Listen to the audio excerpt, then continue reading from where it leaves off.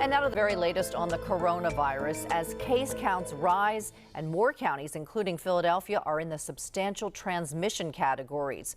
So will we see businesses resorting to a no vaccine, no service policy? Well, not yet. But Dave, one popular restaurant is putting a new procedure in place for diners, right? Yeah, that procedure went into place yesterday. They say they're doing what they have to do to protect themselves and everyone in general. It's all about being conscious members of our community. So Olivia Caceres and her staff at Martha Bar and Restaurant in Kensington are checking cards at the door, and we're not exactly talking about IDs. Well, sort of. In order to dine indoors or sit at our bar, we're just checking vaccination cards for guests.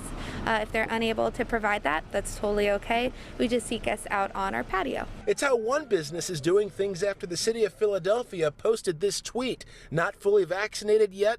Please double mask up PHL whenever around others in indoor spaces, avoid crowded indoor spaces, and get vaccinated as soon as you can. Of course, there's the health considerations, but for Caceres, it's about livelihoods too. A lot of restaurant workers, unfortunately, will not be able to get unemployment if things shut down again, and we're really just trying to preserve our space and make sure that our staff can keep their jobs and keep working. Others we talked with feel the measure will help protect their little ones. I have 3 children, and only one of them has been able to be vaccinated, and I just feel like we need to be safer and be kind of the provider for kids that can't be vaccinated at this point. The CDC listed Philly as having a substantial level of community transmission with cases on the rise. Still, many people we talked with say masking up is all a matter of personal preference. The reason I'm wearing it right now is just, courtesy to others. Do you worry about some people who may be playing it too lax? No, because that's not my decision.